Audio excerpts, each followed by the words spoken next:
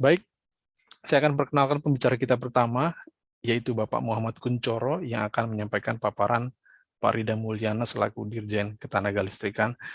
Tanpa memperpanjang waktu lagi, saya berikan kesempatan pertama untuk Pak Kuncoro selama 20 menit, Pak.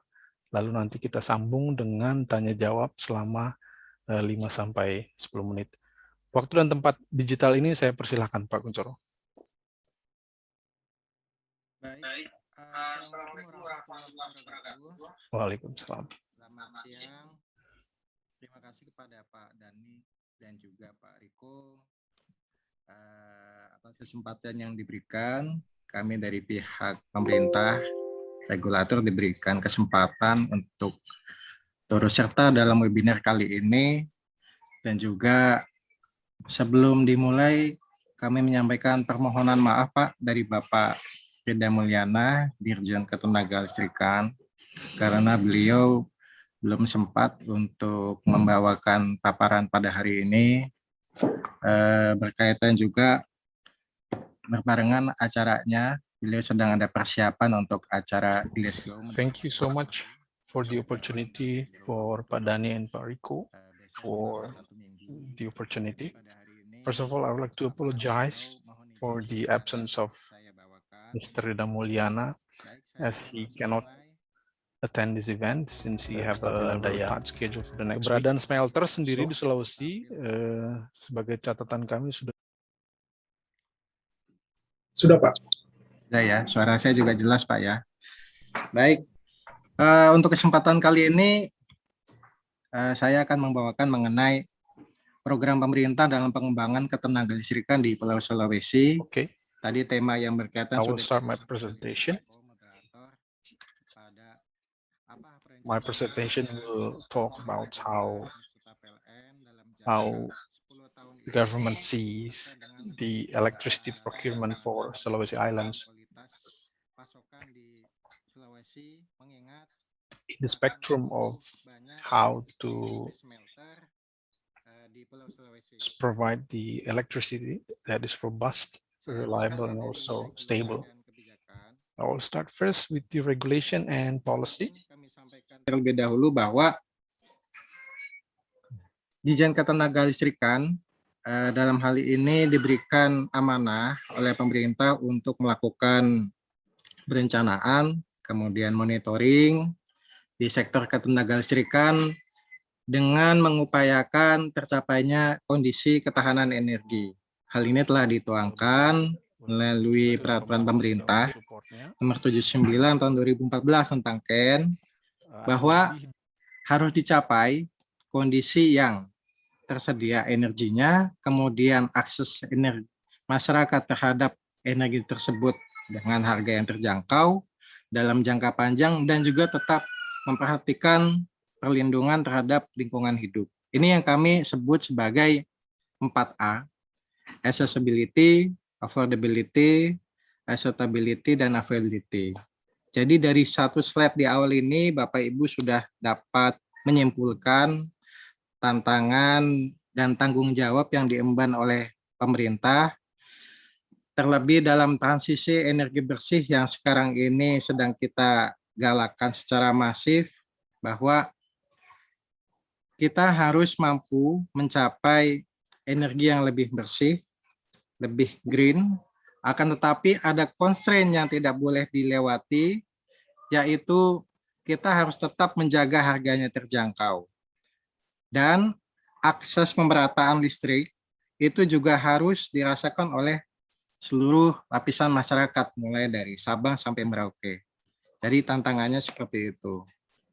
Next. Ini kami sampaikan kembali, mungkin sudah sering dipaparkan dalam bahan-bahan webinar sebelumnya di event-event yang lain, bahwa pemerintah itu memiliki komitmen terhadap Paris Agreement yang kemudian dituangkan melalui Undang-Undang Nomor 16 Tahun 2016, dan khusus untuk Kementerian SDM, terutama di Dirjen Gatrik, kami memiliki tanggung jawab untuk turut berperan serta dalam menurunkan emisi CO2 sebesar 314 sampai 319 8 juta ton CO2 pada tahun 2030. Nah, oleh karena itu, tentunya Bapak Ibu juga sudah mengetahui bahwa Dijen Gatrik telah menerbitkan RPTL PLN pada tanggal 28 September 2021. Itu merupakan salah satu konkret produk hukum sebagai landasan awal untuk mencapai target bauran EBT di 2025 sebesar 23% dan juga salah satu wujud bagaimana komitmen pemerintah untuk menurunkan emisi CO2. Kemudian saya akan coba menyampaikan berangkat dari kondisi saat ini di sektor ketenagalistrikan secara umum bahwa install capacity secara nasional akumulatif adalah 73,7 gigawatt, karena beliau di mana sempat porsi tersebut sebesar 60% itu oleh pemilikan pembangkit PLN, kemudian sisanya itu adalah IPP, kemudian private power utility atau pemegang wilayah usaha, dan juga pemilikan sendiri. Adapun jika kita lihat diagram di sebelah kanan, ini memang masih didominasi pembangkitan kita oleh energi fosil. PLTU dengan porsi 50%, kemudian PLTGU dengan porsi 17%, dan masih ada PLTD juga 5 gigawatt ya, atau 7%, dan sisanya EBT. Memang sampai dengan saat ini bauran EBT baru mencapai 13,7%. Nah, tantangan yang berat bagi pemerintah adalah bagaimana posisi saat ini 13,7% bisa tercapai 23% di tahun 2025. Caranya adalah melalui RPTL PLN 2021-2030. Jadi dasar atau landasan dari pemerintah mengapa menerbitkan RPTL yang terbaru yang lebih green itu selain dikarenakan tuntutan untuk energi bersih, tentunya Bapak Ibu juga tahu bahwa kondisi pandemi menurunkan demand, menurunkan pertumbuhan ekonomi sehingga perlu ada koreksi-koreksi dalam perencanaan. Baik. Kemudian untuk statistik saat ini di penyaluran transmisi itu mencapai 63.000 kms, gardu induk 153.000 MVA, jaringan distribusi 1 juta kms, dan gardu distribusi 63.000 MVA. Untuk konsumsi listrik per kapita masih tercatat di kisaran 1.100 kWh per kapita, yang jika diterjemahkan tentunya porsi dari pelanggan kita masih berada di rumah tangga. Jika kita mengacu atau bercermin kepada negara-negara industri, khususnya mungkin di area Asia Tenggara seperti Singapura, itu konsumsi listrik per kapitanya sudah mencapai 4.000. Jadi jika kita ingin meningkatkan pergeseran dari rumah tangga ke industri, tentunya kita harus dibarengi dengan peningkatan konsumsi listrik per kapita. Baik, ini adalah gambaran secara nasional. Jadi tantangannya selain tadi mencapai energi terbarukan, target bauran 23% 2025 adalah kondisi saat ini rasio elektrifikasi sampai dengan triwulan kedua atau semester 1 secara nasional masih belum 100%, yaitu 99,37%. Pemerintah telah menargetkan dalam RPTL PLN 2021-2030 bahwa tahun 2022 akan dicapai 100%. Nah, tentunya ada berbagai program roadmap yang dilakukan untuk mencapai 100%. Dan jika kita lihat khusus untuk Pulau Sulawesi, bahwa capaian rasio elektrifikasinya 99,65 sehingga dari total rumah tangga yang belum berlistrik itu, jika kita lihat ini bandingkan di tabel rumah tangga berlistrik dengan rumah tangga keseluruhan, itu masih ada gap 18.000 yang masih harus kita listriki. Selanjutnya, bagaimana infrastruktur penyediaan tenaga listrik existing yang ada saat ini, bahwa sampai dengan bulan September 2021 total kapasitas terpasang adalah 6,1 gigawatt. Itu terdiri dari pembangkit fosil 4,5 giga, kemudian EBT-nya adalah 1,5 giga, dan untuk transmisinya ada 275 kV, 150, 70, dan tegangan menengah di 30 kV. Tentunya kita dapat memahami bahwa Pulau Sulawesi ini adalah pulau yang kaya akan energi terbarukan, mulai dari Sulawesi di ujung utara, dari Likupang, itu sampai dengan di ujung selatan, itu sangat kaya akan potensi EBT, mulai dari PLTS, kemudian PLTM, kemudian ada PLTB juga. Jadi kita melihat bahwa Pulau Sulawesi ini adalah contoh pulau yang cocok untuk pengembangan EBT, sehingga kedepannya nanti akan menjadi benchmark juga bagi pengembangan EBT di pulau lainnya. Selanjutnya, mohon izin Bapak Ibu kami sampaikan, ini mereview kembali RPTL PLN 2021-2030.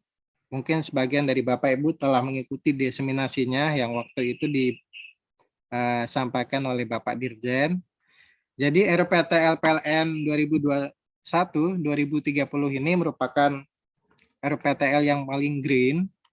Mengapa? Dikarenakan porsi pembangkit EBT dalam RPTL ini merupakan porsi pembangkit yang paling besar, paling hijau dibandingkan dengan porsi pembangkit pada RPTL yang lama, yaitu RPTL 2019.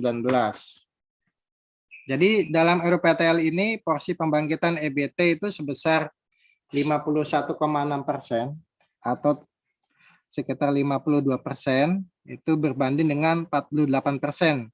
Jika total kapasitasnya 40,6 gigawatt dalam RPTL PLN 2021 ini, maka porsi EBT itu sekitar 20,9 gigawatt. Jadi sudah green.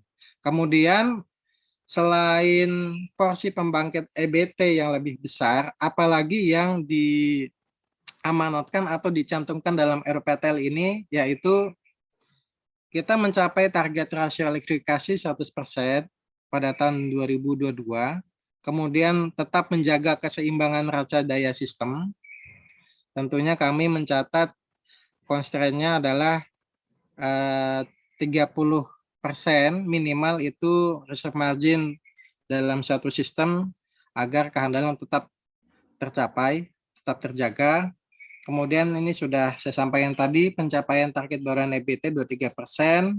Kemudian kita ada komitmen tidak lagi menambah PLTU batubara, kecuali yang telah financial close atau konstruksi. Jadi Bapak Ibu jika dicek di RPTL ini sudah tidak ada lagi perencanaan PLTU. Kecuali memang yang sudah merupakan program lama seperti program 35 gigawatt yang artinya kita tinggal melanjutkan agar program itu selesai. Jadi sudah tidak ada perencanaan yang baru. Kemudian juga percepatan terkoneksi antar pulau dan juga penurunan BPP. Nah, ini perlu kami tekankan juga bahwa banyak asumsi-asumsi dalam RPTL ini bahwa dengan adanya penambahan EBT akan meningkatkan BPP. Nah, hal ini yang dikhawatirkan juga oleh beberapa masyarakat ataupun asosiasi. Tentunya dapat kami sampaikan dalam forum ini bahwa pemerintah telah mengkalkulasi dengan matang bahwa dengan masuknya EBT, dengan tren EBT yang semakin murah dan telah melakukan simulasi bahwa BPP-nya tidak naik. Kami sampaikan sekali lagi bahwa BPP dijaga dalam kisaran yang masih dapat terjangkau. Kami sampaikan bahwa dari tahun 2021 sampai 2030, untuk BPP rata-rata nasional itu di angka 7,57 sen US dollar per KWH. Jadi masih miriplah dengan BPP saat ini kisaran 1.200-an. Demikian. Kemudian izin ini kami sampaikan dari 40,6 gigawatt ini rencana tambahannya adalah EBT sebesar 20,9 gigawatt, kemudian fosilnya 19,6 gigawatt. Ya. Jika Bapak Ibu perhatikan di grafik sebelah kiri bawah, ini ada pembagian porsi antara pengembang dengan antara PLN dengan IPP, bahwa dalam RUPTL ini pengembangan untuk pembangkit itu lebih besar porsinya untuk IPP, yaitu sekitar 26 gigawatt, ya, dan PLN 14 gigawatt. Hal ini tentunya kami juga memperhatikan agar PLN itu dapat lebih mengakselerasi percepatan untuk interkoneksi transmisi. Jadi beban untuk pembangunan pembangkit itu kita berikan porsi yang lebih besar kepada pengembang swasta untuk turut serta. Baik. Kemudian masuk ke bahasan selanjutnya adalah dari RUPTL secara nasional, bagaimana perencanaan penyediaan tenaga listrik khususnya untuk di Pulau Sulawesi. Jadi dari RUPTL 2021-2030 ini kami sampaikan bahwa untuk di Pulau Sulawesi sendiri ini akan ada pembangunan pembangkit penambahan 10 tahun sebesar 3,1 gigawatt. Dengan porsi bauran EBT-nya 2.200 mega, fosilnya 896. Jadi penambahannya sangat besar EBT-nya, 72%.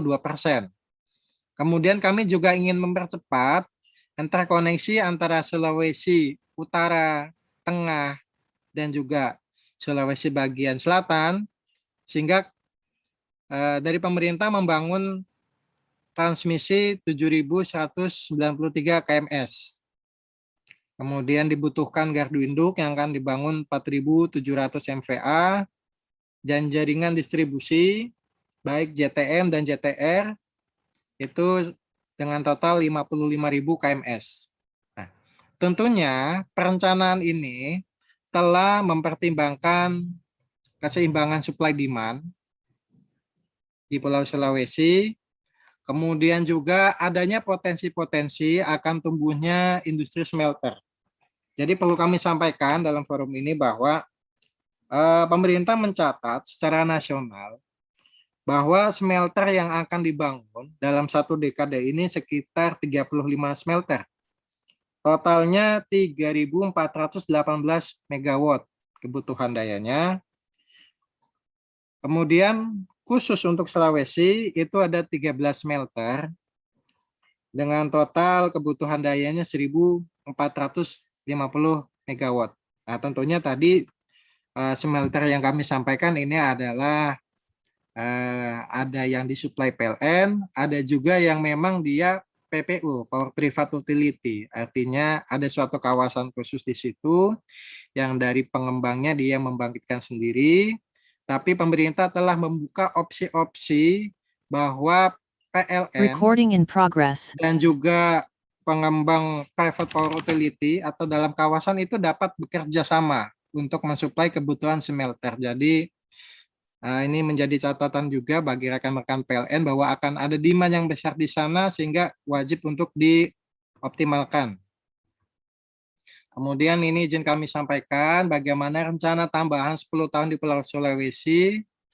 Dari 3 gigawatt kita dapat perhatikan bahwa 50% lebih adalah air. Kemudian disuplai juga dengan Bayu, kemudian ada PLTP dan juga PLTS, jadi benar-benar green.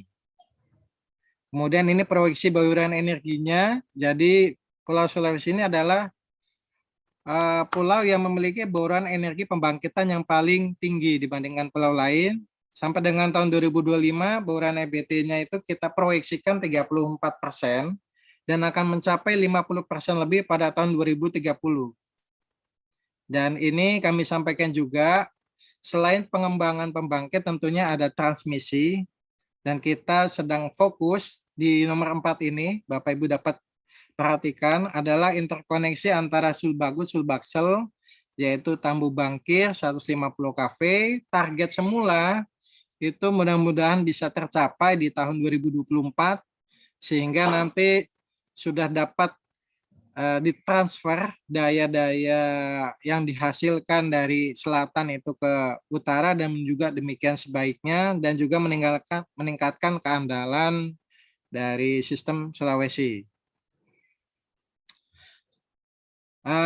Kemudian terkait dengan bagaimana akses untuk pemerataan listrik di Pulau Sulawesi ataupun di daerah 3T, ini kami sampaikan bahwa pemerintah telah mentargetkan untuk mencapai rasio elektrifikasi 100% di tahun 2022. Bagaimana strateginya? Strategi pertama adalah kita melakukan perluasan jaringan atau grid extension. Kemudian yang kedua kita membangun mini grid. Jadi pembangkit EBT komunal yang kemudian kita bangun jaringan di sana sampai ke masyarakat-masyarakat. Kemudian jika tidak dimungkinkan untuk membangun jaringan di sana ataupun mini grid, tentunya kita melakukan yang namanya dedeselisasi. Jadi saat ini dedeselisasi itu pembangkit-pembangkit PLTD milik PLN, kita akan coba untuk lebih green. Tahap awal adalah dengan menghybrid dengan PLTS, kemudian ketika nanti harga baterai sudah menunjukkan tren penurunan, kemudian dari sisi BPP itu sudah lebih rendah daripada menggunakan full PLTD, kita akan hybrid juga dengan baterai sana. Nah, selain itu apa program lain yang dilakukan untuk mempercepat akses listrik kepada masyarakat adalah dengan BPBL. BPBL ini adalah program baru yang dirintis dan juga di launching oleh kementerian, yaitu bantuan pasang baru listrik. Jadi khusus untuk rumah tangga miskin yang belum listrik, akan tetapi kita melihat di sana sudah ada akses atau jaringan, sehingga dapat dilakukan percepatan untuk penyambungan. Nah, ini dari pemerintah melalui APBN 2022 itu sudah dialokasikan sebesar 120 miliar untuk melistriki 80.000 rumah tangga. Baik. Ini adalah pemetaan untuk pengembangan listrik pedesaan. Jadi ini masuk ke dalam klaster yang pertama, yaitu grid extension. Kita membangun listrik pedesaan dan ditargetkan sampai dengan 2024 itu totalnya ada 94.000 KVA dengan jaringannya 2.700. Jadi lengkap kita bangun mulai dari pembangkitan, kemudian jaringan distribusi TMTR-nya. Kemudian ini yang telah kami sampaikan tadi bahwa saat ini total secara nasional itu ada 5.200 unit PLTD tersebar di 2.130 lokasi dengan total kapasitasnya adalah 2,2 giga. Suatu angka yang cukup besar, dan ini pemerintah dengan PLN sudah berkomitmen bahwa harus dilakukan dedeselisasi, yaitu mengubah unit-unit PLTD ini awalnya kita hybrid dengan PV, kemudian setelah nilai keekonomian dari baterai tercapai, maka akan full, yaitu PV dengan baterai. Nah, khusus untuk Pulau Sulawesi, itu ada total pengembangan 176 MW PLTS yang merupakan sumbangsi atau komposisi dari dedeselisasi sebesar 144 MW. Nah, dan sisanya pengembangan dari listdes dan juga dengan grid extension. Nah, diharapkan dengan program tadi itu target pemerintah untuk mencapai rasio elektrifikasi 100% di 2022 dapat tercapai. Kemudian jika ternyata belum tercapai juga, maka langkah selanjutnya adalah kita akselerasi kembali dengan program yang BPBL tadi, dan khusus untuk di Sulawesi, pemerintah telah mencanangkan untuk melakukan penyambungan BPBL sekitar 5.500 sambungan. Saat ini prosesnya sudah 600-an, dan terpasang itu, saat ini terpasang sudah 4.800-an, dan prosesnya itu 600-an. Yang ditargetkan tahun ini dapat selesai, sehingga mulai dari semua sisi pembangkitan, kemudian transmisi, kemudian sampai akses ke masyarakat, kita dapat menyelesaikan target-target yang telah ditentukan. Dan apa itu BPBL? Jadi kita melakukan yang namanya pemasangan instalasinya, kita bantu, kemudian pemeriksaan pengujiannya sampai ke penyambungan, dan kita juga berikan voucher listrik. Ini adalah salah satu bentuk kepedulian dan tanggung jawab pemerintah kepada konsumen atau masyarakat yang tidak mampu, tapi mereka juga tetap berhak untuk mendapatkan akses listrik. Demikian paparan yang dapat kami sampaikan. Pada intinya secara kesimpulan bahwa pemerintah dan PLN terus bersinergi untuk memberikan pasokan listrik, terutama di Pulau Sulawesi, yang cukup, kemudian yang andal, yang murah, dan juga yang berwawasan lingkungan, sehingga target-target yang telah ditetapkan baik di peraturan, yaitu berupa bauran energi tahun 2025 itu sekitar 20% dapat terjaga, dan juga pemerintah terus mengikuti perkembangan akan munculnya demand-demand baru di kawasan industri di Pulau Sulawesi, yaitu berupa smelter, dan juga isu-isu global terkait lingkungan, bahwa tentunya 2030 itu akan menjadi momen yang sangat penting, karena produk-produk yang akan masuk ke Eropa itu akan diberikan constraint harus berlabel energi bersih.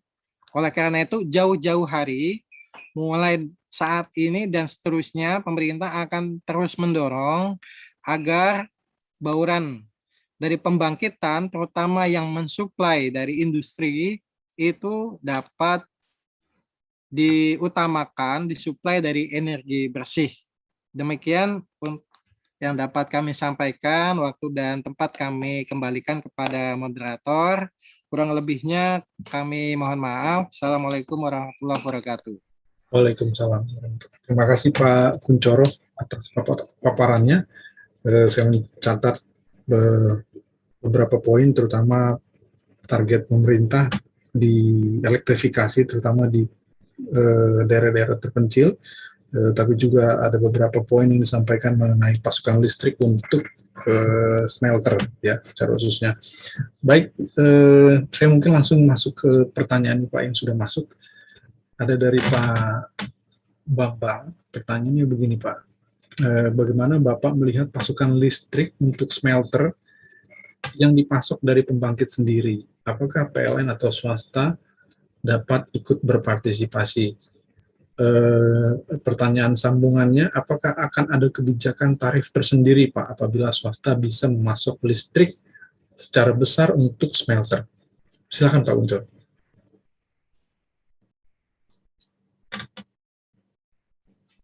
Baik, terima kasih untuk Pak Bambang. Jadi langsung to the point ini Pak pertanyaannya. Ya Pak, terkait dengan pasokan listrik untuk smelter ini, memang kita melihat Pak bahwa sebaran untuk smelter ini ada di kawasan industri, kawasan ekonomi khusus, kemudian tadi telah kami sampaikan totalnya ada sekitar 13-an.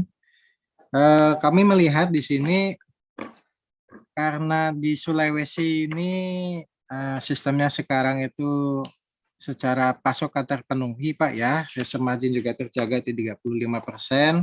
Kami sebenarnya mengharapkan agar pasokan itu dapat dilakukan atau dapat diberikan itu oleh PLN. Tentunya mengingat juga bahwa sudah ada pasokan, jika Bapak ini ingin membangun tentunya itu adalah hak ya Pak, dapat diberikan keluasan untuk membangun.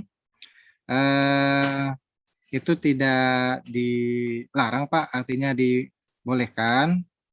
Nah, yang paling penting tentunya adalah faktor kualitas daya karena kita perhatikan untuk smelter ini memiliki karakteristik khusus Pak, gitu.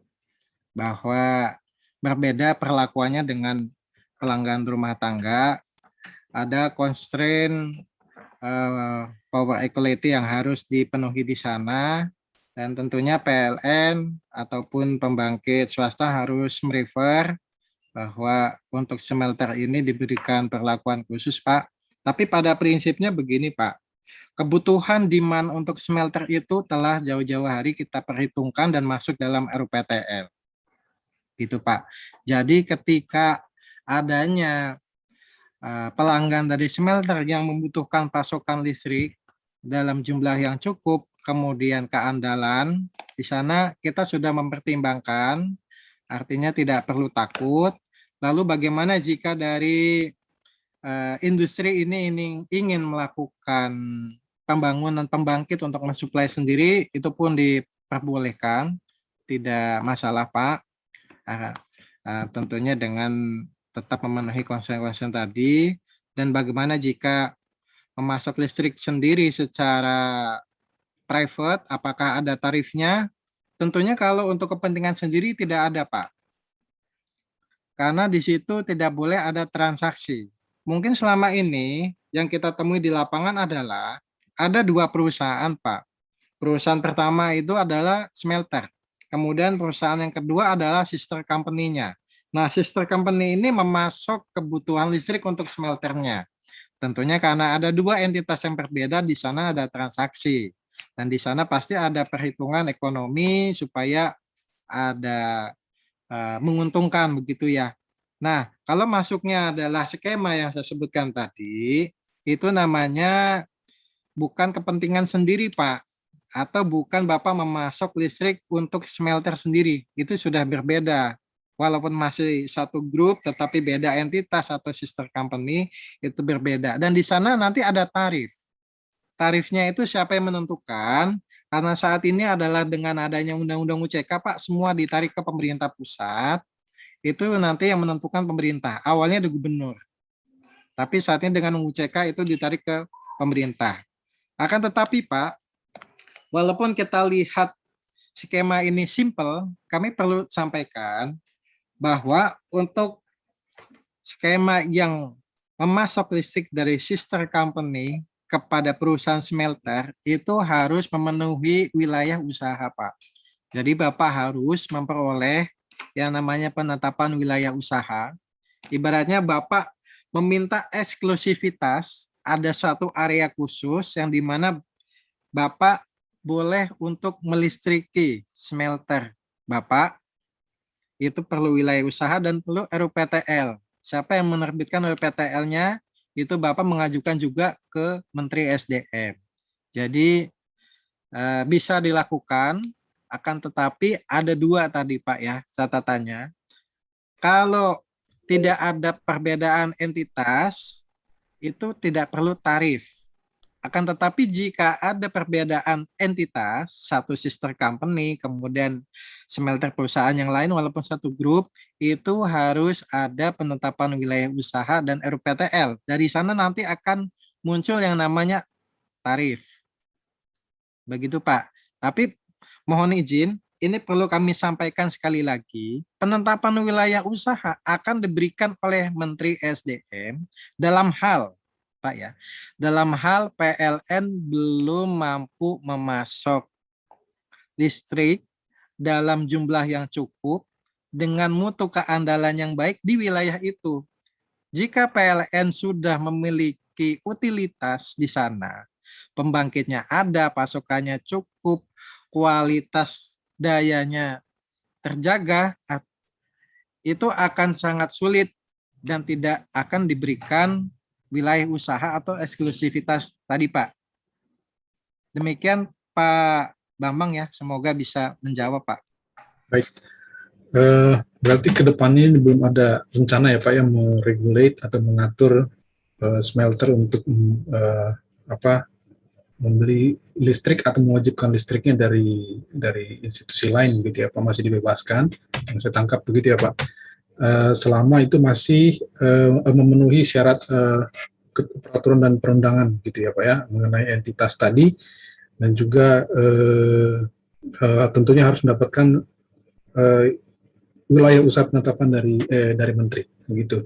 Semoga bisa menjawab Pak Bambang pertanyaannya. Baik, apabila masih ada pertanyaan, Bapak Ibu, saya masih ada 1 menit lagi mungkin buat Pak Kuncoro. Baik, sepertinya tidak ada. Baik, bisa kita akhiri sesi kita yang pertama. Terima kasih banyak Pak Kuncoro atas waktu dan presentasinya yang diberikan kepada kita. Semoga semua program kedepannya yang direncanakan di Direktorat Jenderal Ketenagalistrikan bisa berjalan dengan lancar, semua berjalan dengan baik dan juga tetap sehat. Terima kasih banyak Pak Kuncoro. Salam sehat selalu. Baik. Terima kasih Pak Riko. Baik, terima kasih Pak. Baik, kita akan lanjutkan ke sesi kita yang kedua. Kita akan mendengarkan paparan dari pelaku usahanya, yaitu dari Bapak Dani Wijaya, selaku direktur di PT Vale Indonesia. Vale Indonesia merupakan salah satu pioneer dan juga pemain terbesar di nikel bisnis di Indonesia. Waktu dan tempat saya berikan Pak Dani 30 menit, in total 20 menit untuk presentasi, lalu nanti kita tanya jawab 5-10 menit. Silakan Pak Dani. Baik, terima kasih. Assalamualaikum warahmatullahi wabarakatuh. Selamat sore Bapak Ibu sekalian, senang bertemu kembali di sini. Perkenalkan, nama saya Dani Wijaya, saya merupakan Chief Development Officer dan Direksi dari PT Vale Indonesia Tbk. Pada kesempatan yang baik ini, saya ingin menyampaikan sudut pandang dari pelaku smelter ya, bagaimana pentingnya pasokan listrik yang robust untuk mineral processing. Nah, saya akan mulai dengan overview dulu dari operasi PT Vale Indonesia. Kita berada di Pulau Sulawesi. Saat ini kita beroperasi di Sulawesi Selatan, yaitu di Kota Sorowako. Kita memproduksi sekitar 75.000 ton nikel dalam bentuk matte per tahun, yang kadarnya 78% nikel. Jadi ini jauh lebih tinggi dari smelter yang lain yang hanya sekitar 10-12% ya. Kita sudah beroperasi sejak tahun 77. Nah, kita juga masih punya 2 proyek yang lain, yaitu di Sulawesi Tengah, di Baukodopi. Itu kita sedang menyelesaikan feasibility study untuk ferronikel bersama dengan partner dari China. Investasinya sekitar 1,8 billion dolar untuk pabrik dan 300 juta dolar untuk mining. Kemudian di Sulawesi Tenggara, di Pomalah, kita bekerja sama dengan partner yang lain, yaitu Sumitomo Metal Mining, untuk mendirikan pabrik HPAL. Ya, jadi ini bukan smelter ferronikel, tapi high pressure exit leaching untuk memproduksi bahan baku untuk baterai.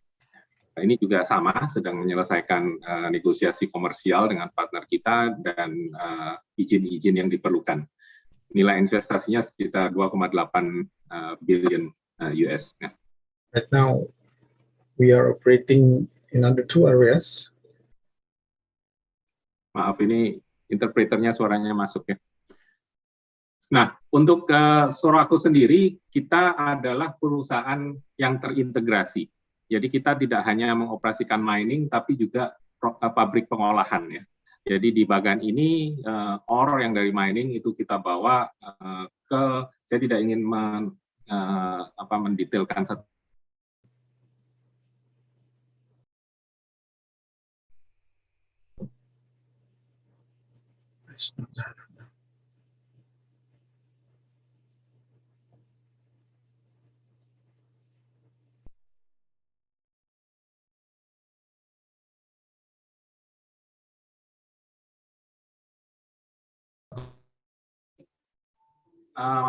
kebutuhan power yang besar ini, itu kita punya 3 hydroelectric power plant, ya, PLTA.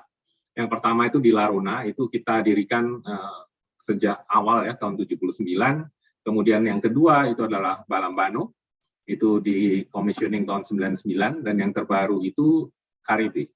Nah, dari 3 PLTA ini kami generate 365 megawatt power secara rata-rata. Ya. Nah, power ini mencukupi untuk kebutuhan kita sehari-hari. Nah, airnya sendiri ini berasal dari 3 danau yang ada di sekitaran Soroako, yaitu Danau Matano, Mahalona, dan Towuti.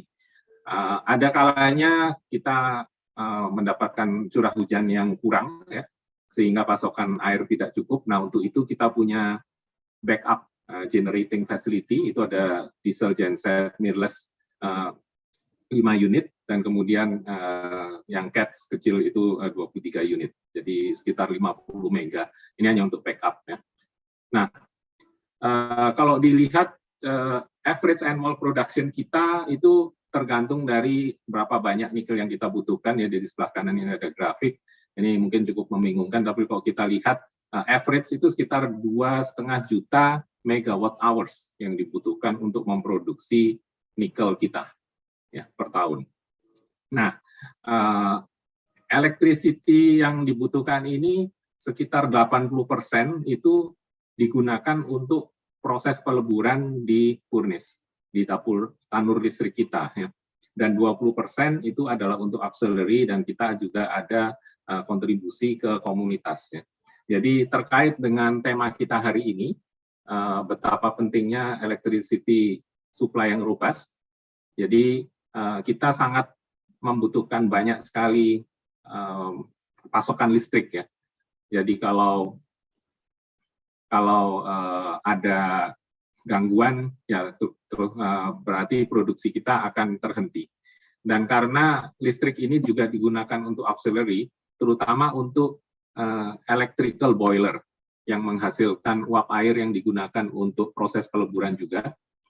Nah, boiler ini yang butuh waktu, ya, untuk sampai tekanan yang dibutuhkan tercapai. Jadi kalau PLTA kita terhenti karena sesuatu hal selama 15 menit, nah ini boilernya perlu waktu yang jauh lebih lama supaya tekanan dan panas tercapai, dan kemudian diproses di kiln kita juga perlu waktu berjam-jam, kadang sampai 8 jam, ya, sampai produksi normal kembali. Nah, kalau kita lihat intensitas energi, ya, yang di sebelah kanan bawah ini, itu untuk energi listrik saja itu kita butuh sekitar 32 megawatt hours untuk menghasilkan 1 ton nikel. Ya.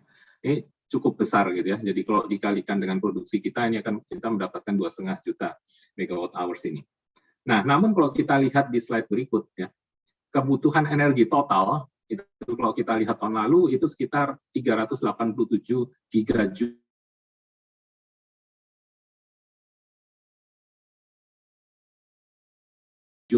untuk nikelnya, atau sekitar 107 megawatt hours. Nah, dari si electrical power itu hanya sekitar 30%. Gitu.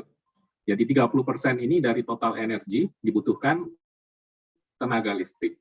Nah, sisanya 70% ini adalah untuk proses pembakaran di dryer dan di kiln, ya. Dan juga untuk armada kita, ya, armada mining dan sebagainya. Namun yang besar itu adalah HSFO nih, ya, high sulfur fuel oil, itu untuk utilities, dryer dan kiln. Kemudian ada high speed diesel dan ada batu bara. Nah, batu bara ini porsinya juga cukup besar. Nah, karena alasan ini, maka kita di proyek kita yang baru itu kita tidak hanya melihat listriknya, ya. Jadi kita banyak berdiskusi dengan Pak Huda, Pak Bob Saril, dan teman-teman dari PLN untuk melihat pasokan suplai listrik dari PLN. Nah, namun kalau dilihat dari pie chart ini, ya, kita bukan hanya butuh listrik, gitu, tapi kita butuh tenaga yang lain-lain. Nah, ini nanti saya akan jelaskan di Pomala, di Bahodopi, seperti apa skenario kita nantinya. Baik, itu tadi sekilas untuk Sorowako ya. Kemudian yang untuk Pomala, kita akan ada 2 bagian di Pomala, di mana mining, tambangnya akan dimiliki dan dioperasikan oleh PT Vale. Dan kita akan menjual biji itu ke pabrik pengolahan, yang mana nanti akan dioperasikan secara bersama oleh PT Vale dan Sumitomo Metal Mining. Nah, SMM ini sudah mengoperasikan 2 pabrik yang serupa di Filipina sejak 2005, yaitu di Coral Bay, dan kemudian beberapa tahun kemudian mereka membangun pabrik baru di Taganito. Produknya itu adalah MSP atau Mixed Sulfide Product, kadarnya 56% nikel, 6% kobalt. Dan kita akan menghasilkan 40.000 ton nikel dan sekitar 4.800 ton kobalt per tahun. Nah, ini yang nanti dipakai untuk bahan baku nikel sulfat dan bahan baku baterai. Nah, kalau dilihat kebutuhan listriknya, itu hanya sekitar 39 megawatt, ya. Hanya kecil sekali. Karena ini bukan smelter, tapi ini adalah pabrik kimia sebenarnya, ya. Jadi kita banyak menggunakan asam sulfat untuk melindai, untuk meleaching biji. Nah, selain electric power yang banyak sekali dibutuhkan itu adalah steam, ya. Jadi uap air bertekanan tinggi. Nah, steam ini tidak bisa di-generate oleh electrical boiler, karena tidak ada electrical boiler yang bisa menghasilkan tekanan dan volume yang sangat tinggi ini. Jadi kita tetap harus menggunakan bahan baku fosil ya saat ini ya, apakah batu bara ataukah gas. Nah, karena alasan ini kami saat ini sedang untuk studi kita ya, kita menggunakan bahan baku gas ya, LNG.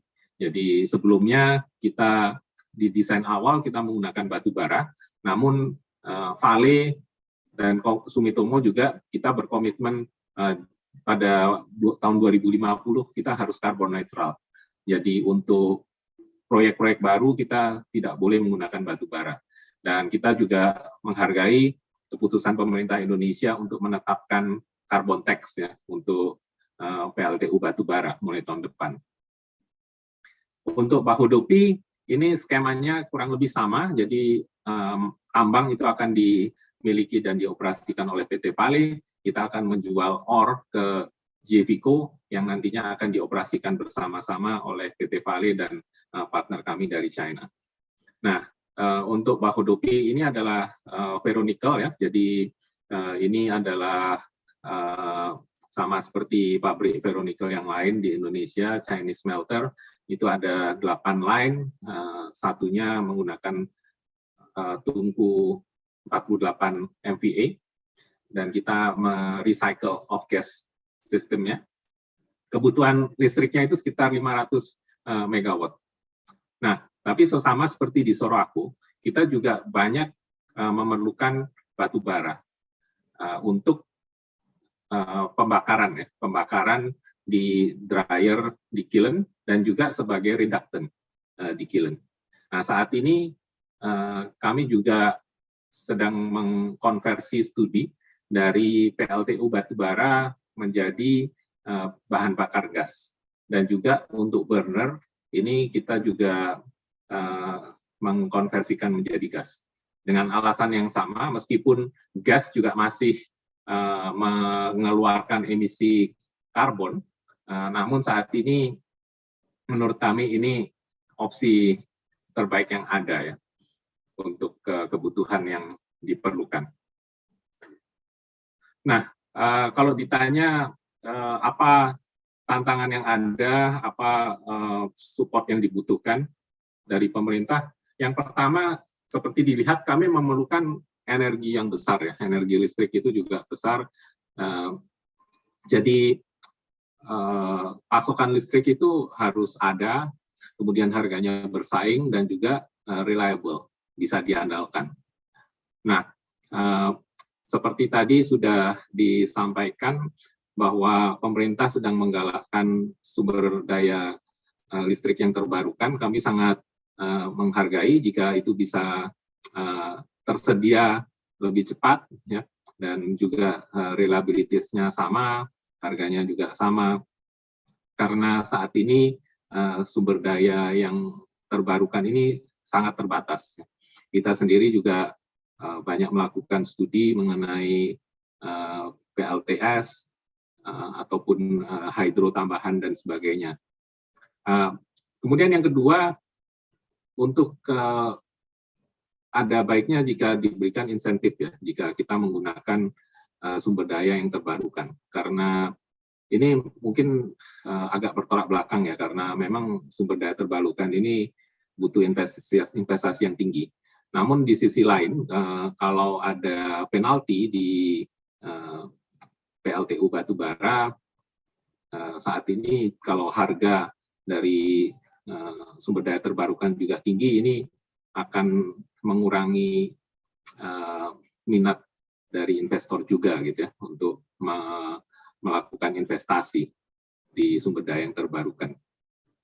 Demikian kiranya dari saya, ya. Saya nggak lama-lama di sini. Saya ingin lebih banyak, mungkin bisa ada tanya jawab atau ada masukan dari Bapak Ibu sekalian. Monggo silakan, akan dengan senang hati untuk berbagi. Demikian, terima kasih.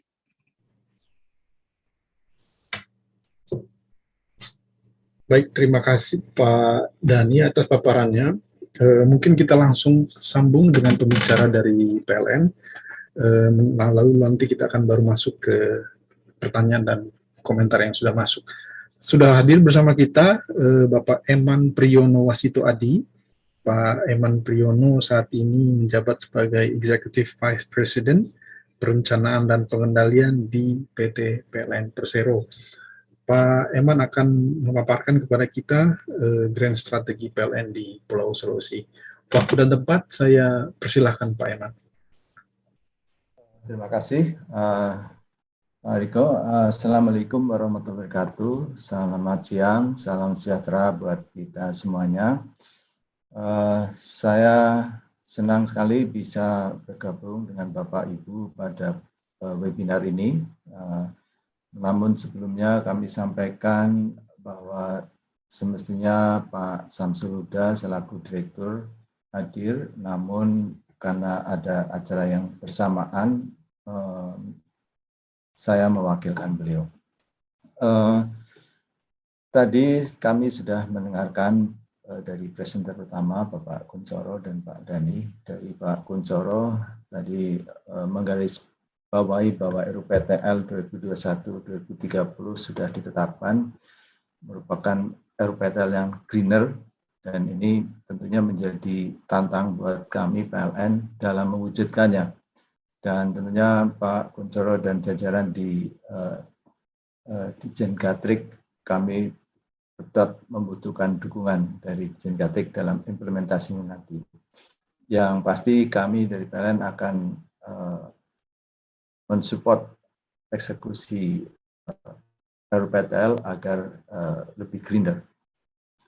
Dalam kesempatan ini kami ingin menyampaikan secara khusus bagaimana power balance di Sulawesi, strategi PLN dalam penyediaan listrik bersih dan handal di jantung mineral.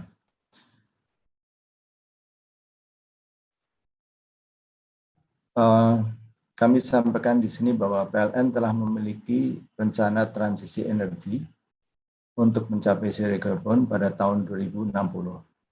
Selaras dengan hal tersebut, PLN melaksanakan program transformasi di tahun 2020-2024 dengan 4 aspirasi, yaitu green, lean, inovatif, dan customer focus.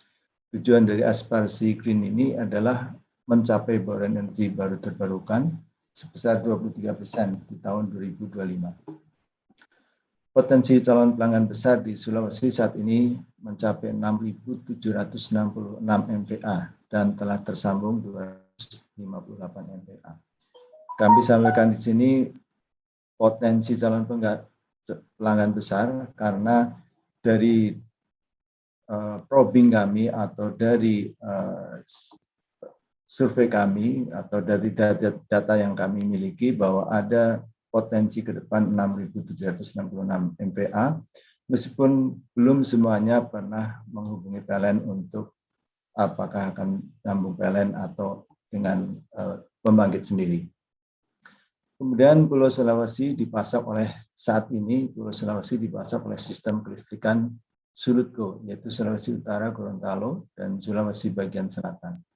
Sistem kelistrikan di Sulutgo memiliki daya mampu pasok sebesar 515,7 MW, beban puncak sebesar 410 MW, dan cadangan sebesar 104,9 MW atau 25,5%.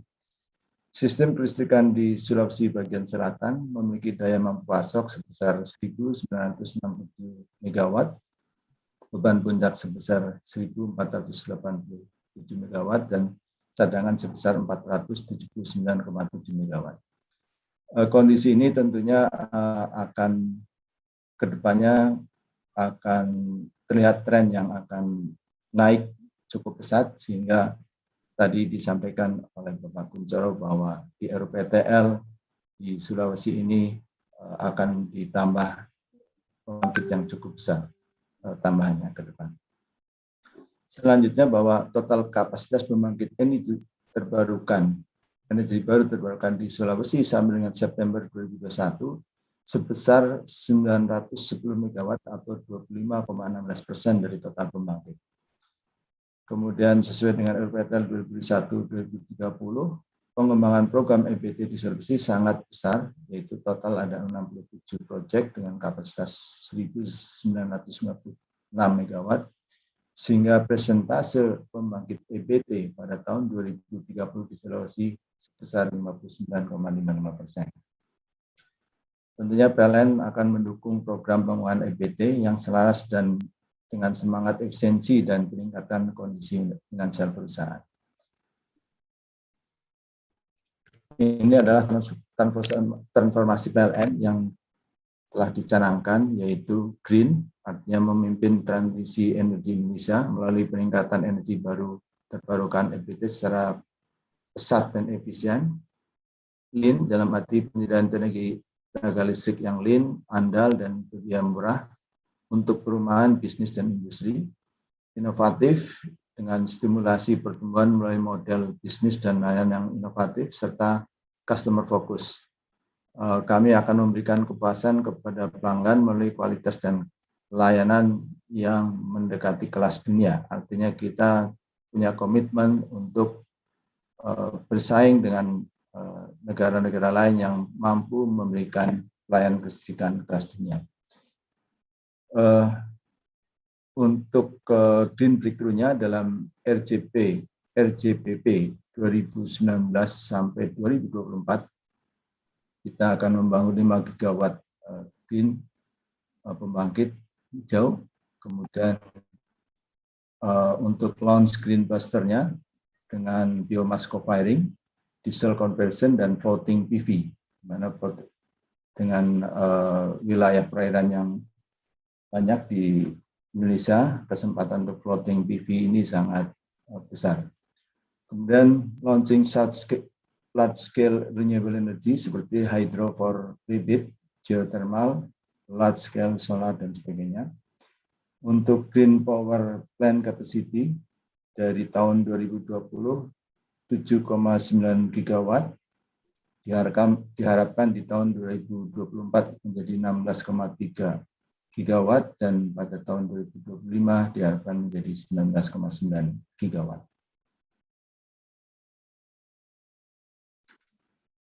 Bapak Ibu yang saya hormati, sebagaimana tema webinar kali ini, memang benar bahwa di Sulawesi ini memiliki potensi pelanggan tegangan tinggi, di mana sampai dengan September tahun 2021 terdapat 6.766 yang tadi kami sampaikan, dan statusnya besar di Sulawesi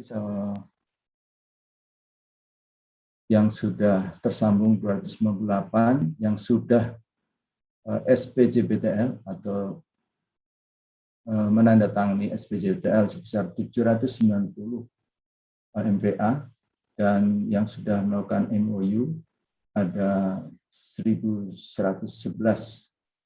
calon pelanggan, sehingga potensinya semuanya yang masih potensi ada 4.607 MVA. Dan kami sebagaimana disampaikan oleh Bapak Kuncoro tadi bahwa di RPTL kami akan mengantisipasi kebutuhan pelanggan di Sulawesi ini. Sedangkan persentase potensi pelanggan berdasar provinsi ini di Sulawesi Selatan, Gorontalo paling kecil, Sulawesi Tenggara besar 45%, Sulawesi Tengah 18%, kemudian Sulut juga ada meskipun kecil, Gorontalo juga kecil.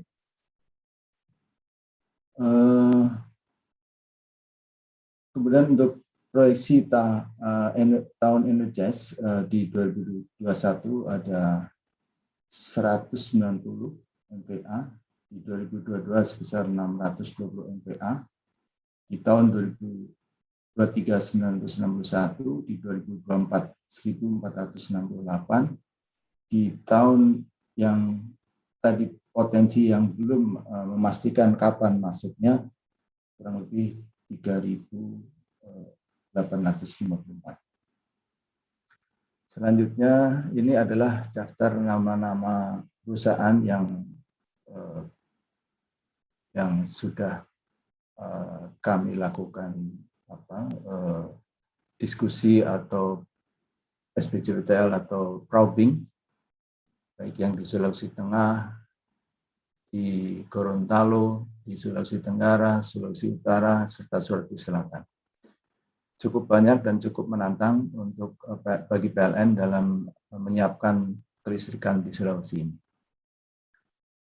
Ini adalah kondisi kelistrikan sistem Sulawesi sampai dengan September, sebagaimana tadi di ringkasan bahwa untuk sistem utara dan selatan memang saat ini belum tersambung, namun saat ini dalam proses transmisi nanti akan menyambung sampai dengan tengah,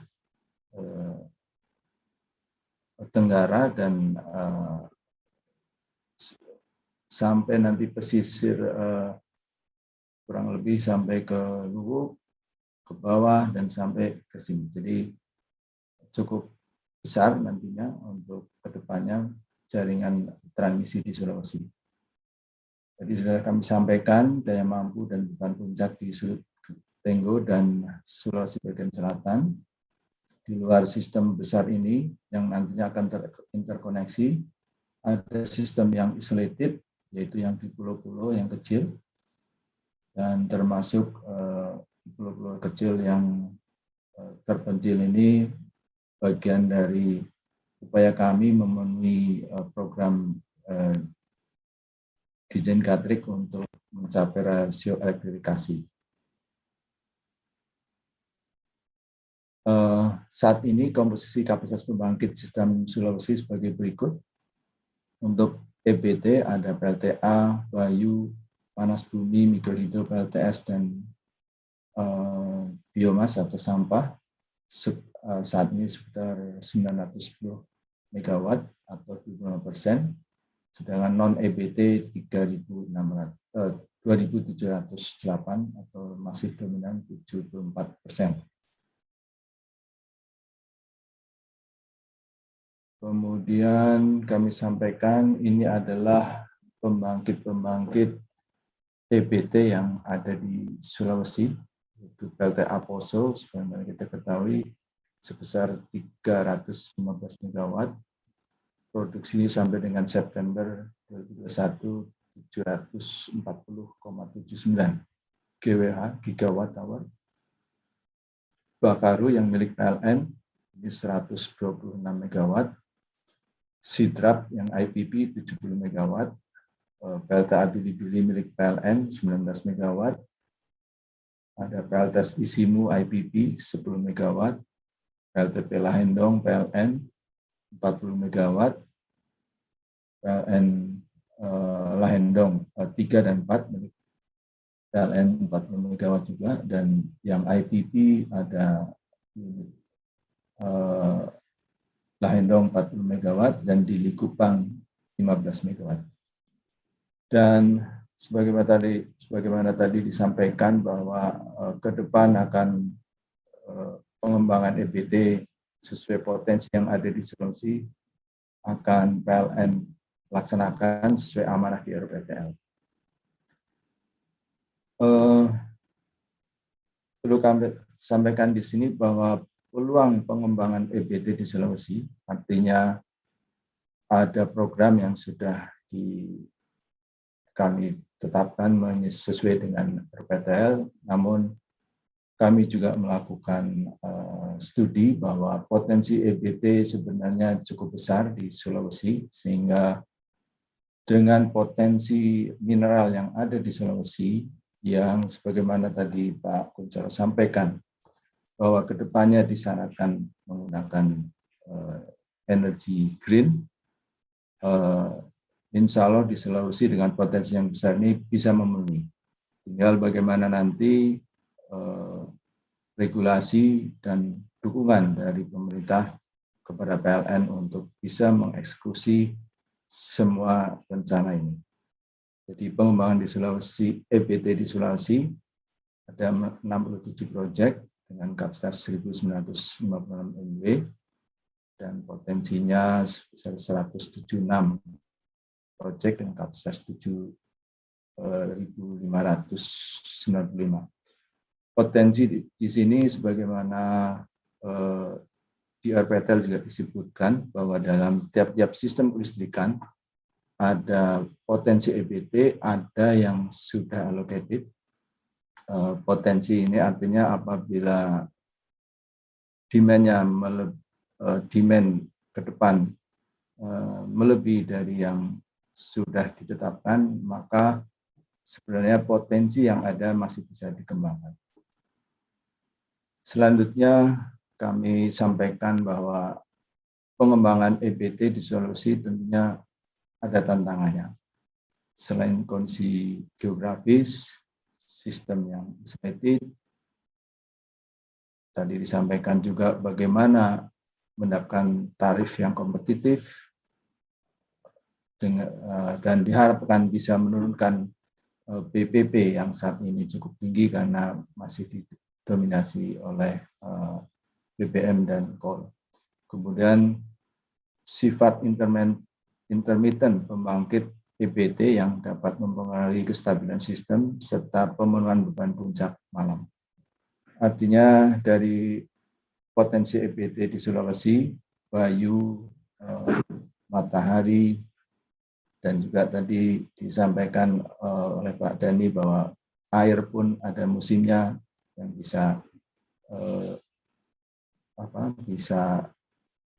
ada musim yang cukup air, ada musim yang tidak, dan tentunya ini harus diantisipasi dalam kita mengembangkan sistem kelistrikan di Sulawesi agar tetap handal.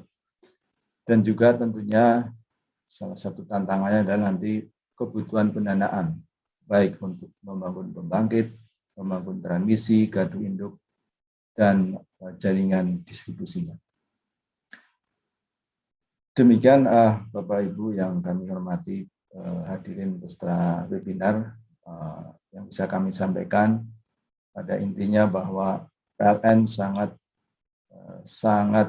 antusias, sangat mendukung program pemerintah dalam melayani kebutuhan listrik di Sulawesi, karena kebetulan industri mineral yang ada di Sulawesi menuntut energi baru terbarukan dan potensinya juga cukup besar di Sulawesi. Demikian, terima kasih. Saya kembalikan kepada moderator. Terima kasih Pak Eman atas paparannya. Sangat menarik ya, yang sudah disampaikan, terutama PLN sendiri sudah memetakan potensi-potensi pelanggan besar yang ada di Sulawesi, terutama dari smelter. Dan kita mungkin langsung saja masuk ke pertanyaan yang sudah disampaikan. Sudah ada beberapa pertanyaan, mungkin saya langsung ambil 2 pertanyaan dulu. Yang pertama adalah dari Pak Bambang lagi, untuk Pak Dani ini, Pak. Mungkin pertanyaan pertama untuk Pak Dani. Pertanyaan kedua untuk Pak Eman.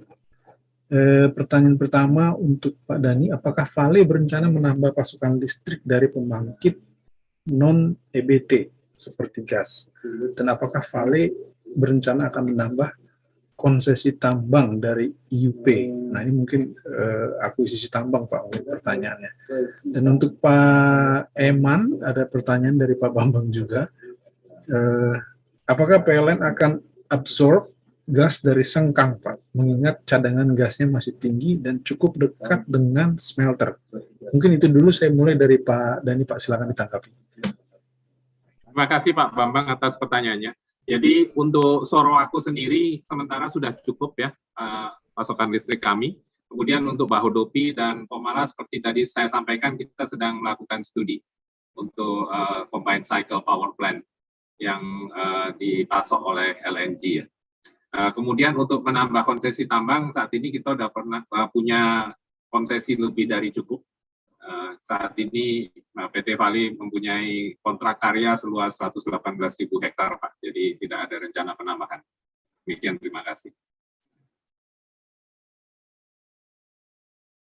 Baik, mungkin Pak Eman, Pak, silakan ditanggapi, Pak. Baik, terima kasih atas pertanyaan Pak Bambang. Apakah PLN akan absorb gas dari Sengkang mengingat cadangan gas masih tinggi dan cukup dekat dengan smelter? Di dalam perencanaan kami, Pak, memang di Sulawesi ini nanti sebagaimana tadi disampaikan Pak Kunchoro, bahwa kita nantinya dengan transmisi yang tersambung dari utara sampai selatan, barat, tenggara, akan mix energinya. Tapi kedepannya kita mengutamakan EBT. Sedangkan gas, memang dengan potensi yang besar gas di Sengkang, ini menjadi salah satu pertimbangan kami nantinya dalam pasokan energi primer. Tapi tentunya kita akan menyesuaikan dengan komposisi gas atau energi primer sesuai dengan RPTL. Selain Sengkang, memang PLN juga sebagaimana kita ketahui juga mendapat pasokan dari gas dari beberapa lokasi, sehingga gas yang dekat dengan smelter ini juga sekali lagi menjadi pertimbangan kami dalam memasok. Tentunya kami akan menghitung lebih detail lagi nantinya. Kemudian untuk Bapak Jamsir Sabara, apakah EBT direncanakan untuk memasok listrik untuk smelter? Seperti tadi disebutkan bahwa karakteristik power untuk smelter berbeda dengan karakteristik listrik untuk kebutuhan lain. Betul Pak Jamsir, jadi dengan nantinya sistem kelistrikan tersambung dengan transmisi, tentunya pasokan ke smelter ini tidak dominan dari satu pembangkit, tetapi dari pembangkit-pembangkit yang ada di sistem. Dan ini tentunya akan membantu EBT yang sifatnya tadi intermittent. Dan untuk karakteristik power smelter yang berbeda dengan karakteristik untuk kebutuhan lain, sudah menjadi antisipasi kami, di mana nanti kami dalam mengembangkan sistem transmisi dan gardu induk, ada istilahnya defense scheme. Defense scheme itu adalah kemampuan atau menyesuaikan sistem keamanan atau proteksi sistem kelistrikan sesuai dengan kebutuhan pelanggan. Tentunya kita biasanya di dekat pelanggan besar, kita akan bangun gardu induk sesuai dengan besarnya kebutuhan pelanggan tersebut. Dengan gardu induk itulah nanti kita bisa menyesuaikan karakteristik daripada smelter tersebut. Jadi sebagai gambaran, misalkan kami sudah mempelajari beberapa smelter di tempat lain bahwa memang grafik grafiknya beban itu sangat berbeda, dan itu menjadi sekali lagi menjadi perhitungan kami, perhatian kami dalam menyiapkan sistem kelistrikan di Sulawesi. Demikian Pak. Baik, semoga bisa menjawab Pak Bambang mengenai pertanyaannya, keingintahuannya mengenai gas Sengkang. Mungkin Pak Bambang ini salah satu ini juga dari Sengkang. Baik, ada pertanyaan lanjutan nih Pak dari Pak Jamsir untuk Pak Dani nih Pak. Pertanyaannya, beberapa waktu lalu Vale mengadakan tender gas to power untuk Bahodopi, namun setelah beberapa bidders mengajukan proposal tidak ada kelanjutannya lagi. Apakah itu dibatalkan Pak, atau ada hal lain sehingga tidak ada kabar? Silakan ditanggapi mungkin Pak Dani. Ya, baik. Terima kasih Pak Jamsir. Jadi memang saat itu kita melakukan tender ya, tapi kemudian setelah proses tender selesai, ada perubahan dalam struktur joint venture kami gitu. Sehingga keseluruhan visibility study itu kita ulang ya. Jadi saat ini kita tidak batalkan, tapi baru ditunda saja. Terima kasih Pak supportnya. Baik, semoga bisa menjawab Pak Jamsir ke ini ya, kegelisahannya mungkin setelah tender. Ini ada pertanyaan lanjutan nih Pak untuk Pak Eman dari Pak Andi Panangiang. Pertanyaannya begini Pak, apakah Renewable Energy Certificate yang dikeluarkan oleh PLN artinya bahwa listrik disuplai oleh PLN adalah zero carbon? Mungkin silakan Pak langsung tanggapi Pak Eman. Baik, baik, terima kasih Pak Andi. Pertanyaan menarik sekali bahwa untuk mendukung program pemerintah, PLN berencana memang mengeluarkan Renewable Energy Certificate, di mana bagi pelanggan yang membutuhkan sumber energi renewable, PLN akan akan memberikan layanan, dalam arti meskipun tetap dalam satu sistem kelistrikan, namun yang disuplai kepada pelanggan adalah energi yang dayanya masih dicukupi dari pembangkit renewable energy. Artinya ya zero carbon untuk kepada pelanggan tersebut. Kurang lebih seperti itu Pak. Dan bisa menjawab nanti lebih detailnya nanti bisa kami diskusikan kembali. Terima kasih Pak. Baik, terima kasih Pak Eman dan Pak Andi atas pertanyaannya. Mungkin karena keterbatasan waktu juga ya Bapak Ibu, saya akan bacakan pertanyaan yang sudah masuk saja di Zoom kita. Pertanyaannya saya gabung untuk Pak Dani. Pertanyaan ada dua Pak.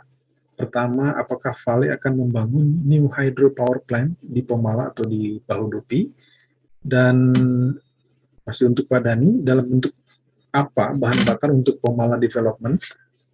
LNG atau CNG? Dan dari manakah sumber atau gasnya untuk Pomala dan Bahodopi kalau pakai LNG atau CNG ini Pak? Dan berapa estimasi kebutuhan gas yang diperlukan dalam BTU? Mungkin Pak Dani dulu Pak, silakan tanggap Pak. Ya baik. Untuk pertanyaannya Pak Arif, di Pomala dan Bahodopi sayangnya tidak ada sumber daya yang mencukupi ya untuk hydroelectric power plant. Yang ada itu malah di sekitaran Sorowako.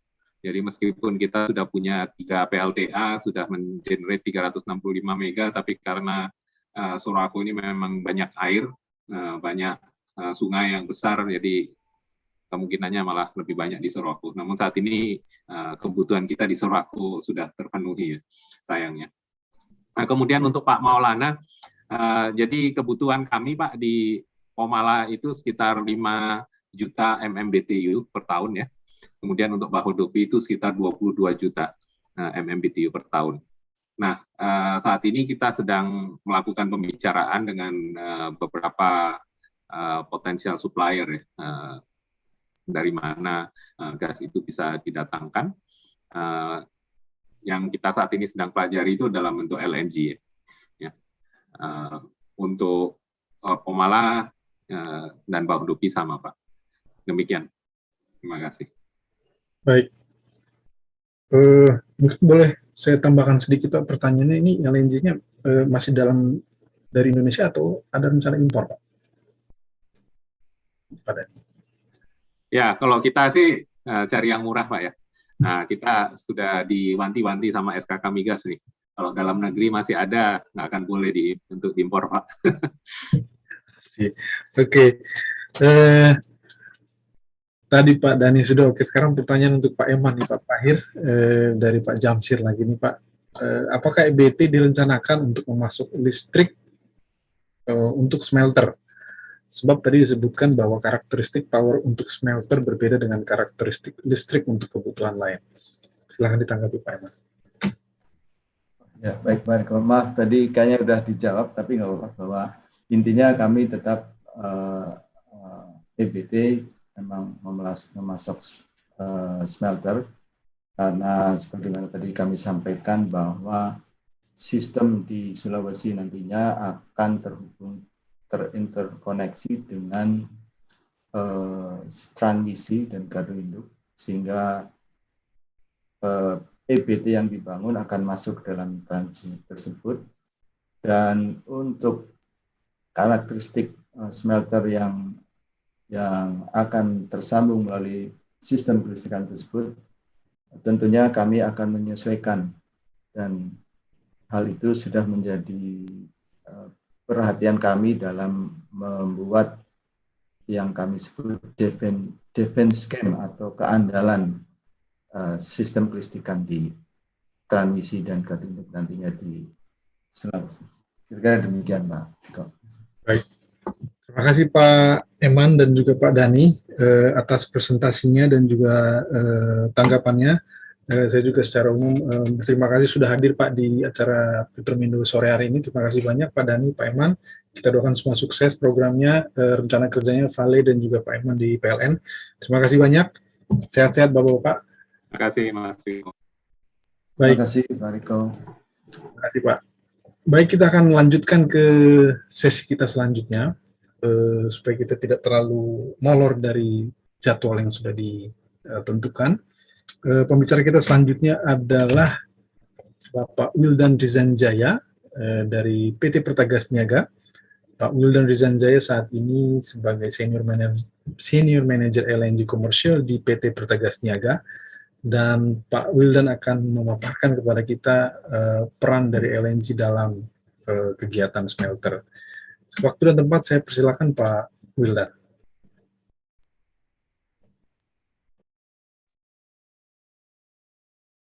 Terima kasih Pak Riko. Boleh tolong dibantu dari tempat Pak Riko ya untuk ini. Saya kebetulan di sini sinyalnya agak kurang bagus. Oke, sebentar ya Pak. Kita akan coba minta tim naikin presentasinya.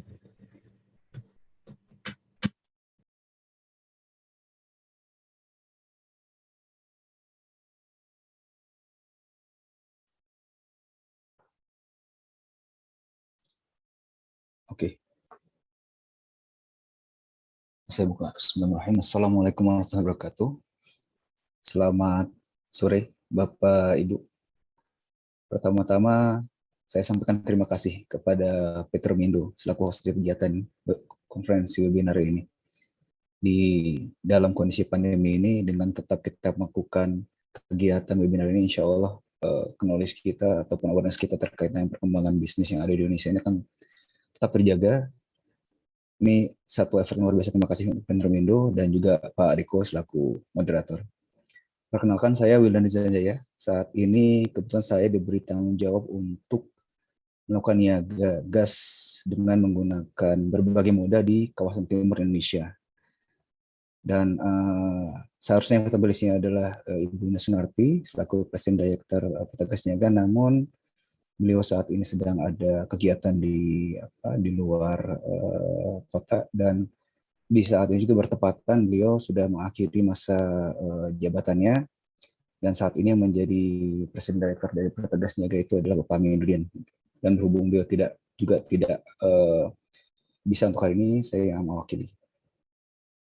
Dan untuk hari ini kami akan juga memberikan pemaparan terkait dengan pemanfaatan LNG untuk mineral processing dan pembangkitan listrik di Sulawesi. Paparan saya akan dimulai dengan memberikan gambaran sekilas tentang Pertagas Niaga, itu siapa, dan kiprahnya seperti apa di bisnis gas. Pertagas Niaga merupakan anak usaha dari Pertamina Gas, afiliasi dari PGN, Subholding Gas Pertamina, dan fokus niaga berbagai moda gas di Indonesia, majority komponen domestik. Dimulai dari penyediaan pasokan gas menggunakan LNG, gas pipa, CNG, dari K3S maupun dari LNG produser, kemudian mengirimkan dari berbagai moda yang tadi saya sampaikan sampai ke dengan end user yang terdiri dari berbagai macam segmen seperti industri hingga ke pasar terkecil ke horeca dan rumah tangga. Berbagai effort yang kami lakukan di Pertagas Niaga ini alhamdulillah sudah dapat meningkatkan realisasi bauran energi di Indonesia yang ditunjukkan dengan pertumbuhan volume serapan gas yang bisa dilihat di dalam volume growth dari Pertagas Niaga di sebelah kanan bawah, yang memang untuk saat ini yang belum kami sempat update di sini adalah ada penurunan di 2020 ini yang utamanya disebabkan oleh pandemi COVID-19. Bisa lanjut.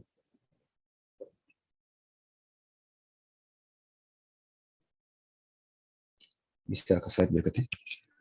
Maaf.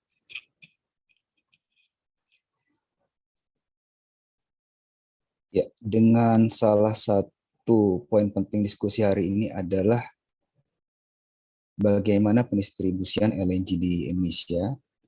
Slide ini menunjukkan berbagai macam supply chain yang sudah dilakukan oleh Pertagas Niaga yang saat ini menjadi satu-satunya pemilik izin niaga LNG di pasar domestik di Indonesia. Selain supply chain utama yang kami lakukan itu dengan melakukan pengiriman ISO tank menggunakan tracking ke konsumen, Pertagas Niaga juga sudah pernah melakukan pendistribusian LNG dengan menggunakan LCT ke kawasan timur Indonesia, kemudian masuk LNG menggunakan LNG vessel ke Arun, LNG receiving terminal di Arun untuk kebutuhan konsumen Sumatera dan juga ke saudara kami di Jawa itu Nusantara Regas, dan yang terakhir bahkan mendukung pelaksanaan kegiatan cool down di Arun. Manager Next. LNG komersial.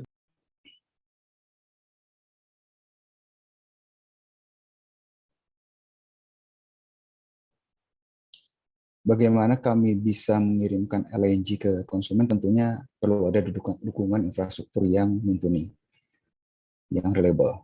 Dan saat ini fasilitas LNG yang utama yang digunakan oleh Pertagas Niaga ini ada 3.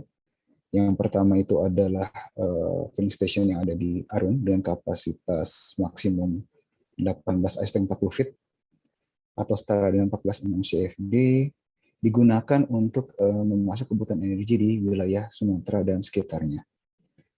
Kemudian fasilitas filling station 26 Bontang berkapasitas 32 ISO tank 20 feet untuk memenuhi kebutuhan gas di LNG di Kalimantan dan kawasan timur Indonesia. Dan untuk semakin mempermudah akses pengiriman LNG menggunakan laut, alhamdulillah di Oktober 2021 ini Pertagas Niaga bersama Pertagas selaku parent company kami telah meresmikan fasilitas cargo dock untuk bisa mengirimkan SO tank 40 feet menggunakan kapal melalui laut. Bisa lanjut?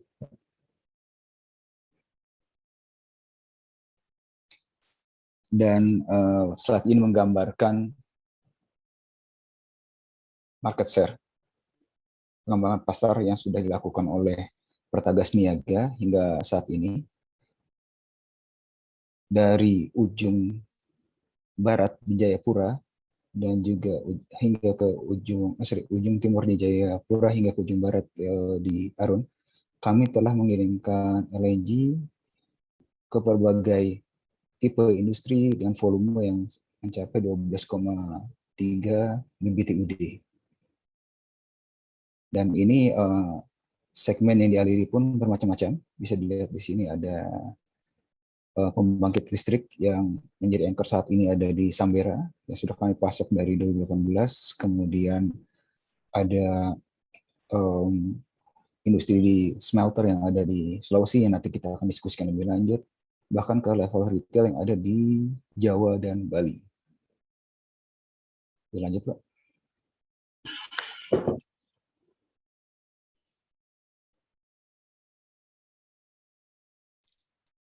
Dimulai dengan pasokan LNG untuk power plant di Sambera di sebelah kanan atas dari slide ini.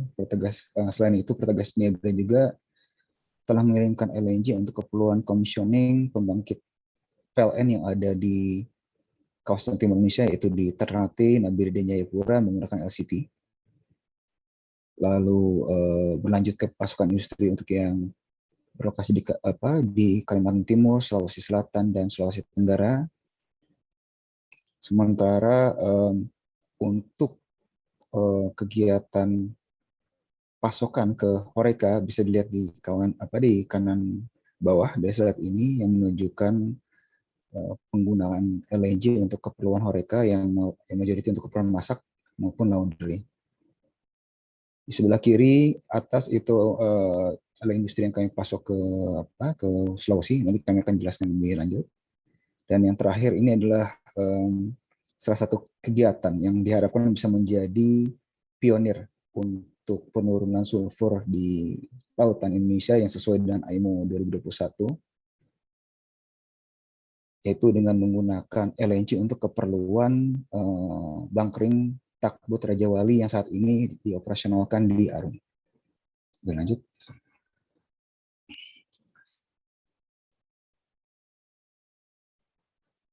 Sebagaimana kami sampaikan sebelum ini, dalam rangka memperluas pemanfaatan gas, khususnya LNG, sebagai indigenous energy di Indonesia, pasokan LNG Pertegas Niaga sudah dikirimkan ke Sulawesi. Dan dari pangsa pasar yang kami sudah coba petakan itu mencapai 40 BTUD. Inilah yang menjadi pionir yang kami pasok untuk saat ini. Ada di Sulawesi Selatan, yaitu di Makassar, untuk keperluan pengolahan limbah dengan menggunakan insinerator. Dan yang besar saat ini berlokasi di Konawe dengan volume bisa mencapai 3,6 untuk keperluan smelter. Dan tadi barangkali menyambung kebutuhan gas yang disampaikan oleh Pak Dhani, mungkin tinggal menambah satu poin lagi ke sisi utara ya Pak Dhani ya, ke Bodopi kalau saya nggak salah. Oke, bisa lanjut. Nah, dari slide ini bisa menggambarkan bahwa alhamdulillah dengan kami sudah mengirimkan LNG ke salah satu konsumen kami tadi, perusahaan smelter yang ada di Konawe, ini kami juga bisa mendukung program pemerintah untuk menggalakkan industri smelter di Indonesia yang fokusnya memang saat ini adalah yang kami pas saat ini adalah untuk keperluan posisi nikel dan juga besi. Boleh lanjut?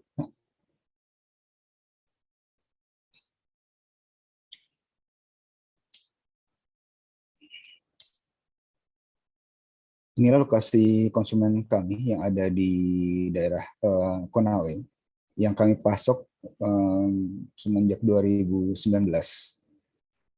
Dan utilisasi di sana adalah untuk nikel smelting dan juga untuk stainless steel manufacturing yang dari seluruh value chain atau seluruh proses, saya yakin Pak Dhani lebih aware, cuma dari seluruh proses pemrosesan yang dilakukan untuk kegiatan smelter ini, 18% ini bisa dioptimalkan menggunakan gas. Di mana yang kami pahami dari saat ini, dengan menggunakan proses rotary kiln untuk proses ferronikel yang digunakan oleh konsumen kami, pembakaran gas alam di outlet dari kiln, dari tungku tersebut bisa menyediakan energi untuk menaikkan suhu mencapai dengan 700 derajat Celcius. Bahkan nanti pada saat sudah mencapai 950 derajat Celcius, itu akan memberikan efisiensi yang lebih untuk proses smelter bagi kegiatan proses smelting yang dilakukan. bisa dilihat di sini bahwa dengan menggunakan gas itu kita bisa memberikan high ataupun konstan temperatur, efisiensi pada saat sudah mulai konstan di temperatur tinggi, lower maintenance, better supply reliability, karena kami yakin dan pasokan yang kami miliki saat ini bisa memasukkan secara kontinu. Dan dua poin terakhir yang tadi juga menjadi hal penting yang disampaikan oleh rekan Vale dari Pak Dani dan juga oleh rekan adalah itu kebutuhan adanya penggunaan energi yang bisa memberikan clean energy ataupun low emission, yang pastinya ini akan mendukung di terjadinya environmental friendly. Boleh lanjut, Pak.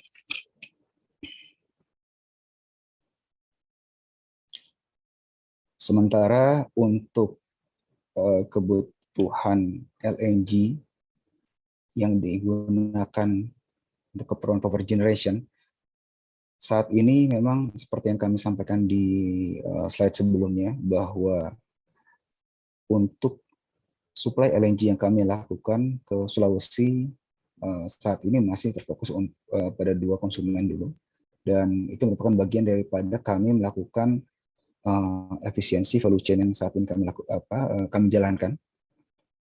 Namun terkait dengan manfaat LNG untuk pembangkitan bisa Bapak Ibu saksikan di dalam Bapak Ibu lihat di dalam slide ini, di mana dengan penggunaan gas yang saat ini kami pasok ke PLTG Sambera yang ada di Kalimantan Timur sudah memberikan saving yang sangat baik bagi rekan PLN di Kalimantan Timur.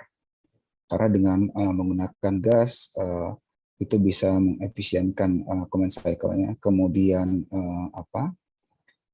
low maintenance, supply reliability, dan juga seluruh bagian daripada gas turbine yang saat ini digunakan itu bisa menggunakan gas secara efektif.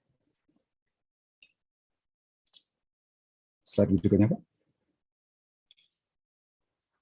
Dan sebagai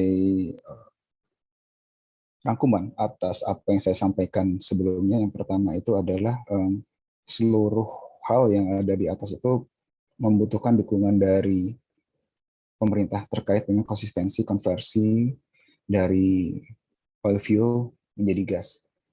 Karena ini diperlukan untuk bisa menjaga ketahanan energi di Indonesia yang memang memerlukan adanya dukungan infrastruktur yang lebih solid dan lebih banyak. Kemudian Pertagas Niaga juga telah memasok LNG lebih dari 12 BBTUD ke seluruh wilayah di Indonesia, berbagai pelosok di Indonesia melalui berbagai macam supply chain. Dan saat ini dengan LNG yang bersumber dari Bontang, kami sudah secara kontinu memasok ke konsumen yang merupakan industri smelter, yaitu di Sulawesi Tenggara, dan juga pembangkit listrik di Kalimantan Timur, dan juga konsumen lainnya yang akan datang. Dan LNG pastinya bisa memberikan efisiensi, competitiveness terhadap konsumen dengan memberikan biaya productivity yang lebih rendah, dan tentunya dengan memberikan dampak environmental friendly yang paling baik, yang paling rendah ke lingkungan. Demikian paparan dari saya, Bapak Ibu. Saya kembalikan ke Pak Riko. Terima kasih. Baik, terima kasih atas paparannya Pak Wildan, sangat menarik. Pertama, bagaimana LNG juga bisa digunakan di salah satu smelter di Konawe. Kita mungkin masuk ke pertanyaan Pak yang sudah masuk. Ada dari Pak Bambang lagi. Sebentar, saya cek kebenaran dari Pak Bambang. Sepertinya, oke, betul, dari Pak Bambang. Pertanyaannya adalah, berapa harga jual gas atau LNG untuk smelter skala besar seperti di Konawe, dan apakah Pertagas Niaga pernah melakukan studi perbandingan nih maksudnya Pak, jika menggunakan LNG dan coal untuk si smelter tersebut mungkin maksudnya. Mungkin itu dulu Pak Wildan, silakan ditanggapi. Terima kasih Pak Bambang atas pertanyaannya. Pertama, untuk harga ini memang sangat tergantung dengan supply chain yang digunakan. Kebetulan untuk konsumen kami yang saat ini ada di Konawe ini, kami menggunakan value chain itu menggunakan isotank, sehingga dari sisi konsumen pun tidak memerlukan adanya fasilitas receiving facility yang dedicated ya, tidak memerlukan LNG receiving terminal yang sophisticated. Mereka hanya membutuhkan fasilitas jetty untuk bisa menurunkan isotank 40 feet di sana, dan kami mengirimkan menggunakan cargo vessel ke sana bersama dengan konsumen kami tersebut.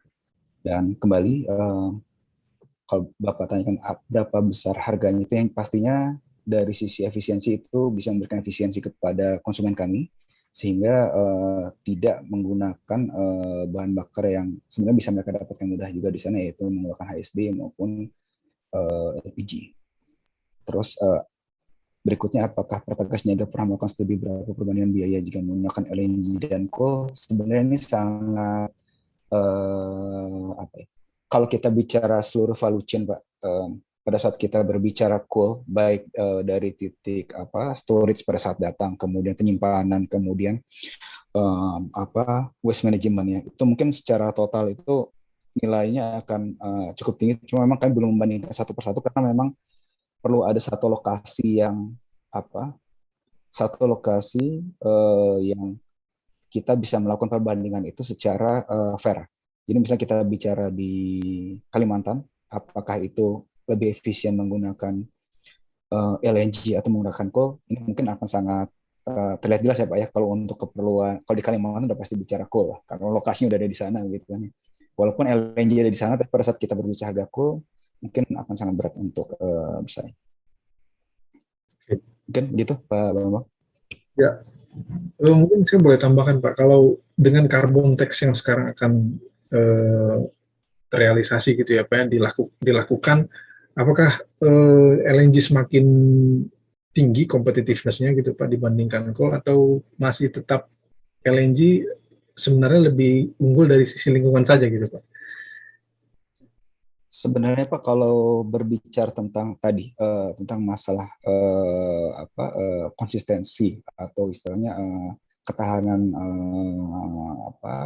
performance daripada penggunaan LNG gas gitu ya, pada saat di suhu tinggi, kemudian ini sebenarnya LNG itu mempunyai kelebihan, mungkin bisa kembali ke selesai yang tadi, beberapa hal yang memang bisa dibandingkan secara langsung dengan batu bara. Cuma yang menjadi isu lebih ke arah pada saat kita berbicara batu bara untuk pemanfaatan itu bisa anytime tidak memerlukan adanya fasilitas yang sophisticated, cukup menyediakan tempat penampungan, kecuali handlingnya itu dilakukan sampai dengan ke ujung ya Pak, dengan baik, sampai dengan waste manajemennya diselesaikan dengan baik.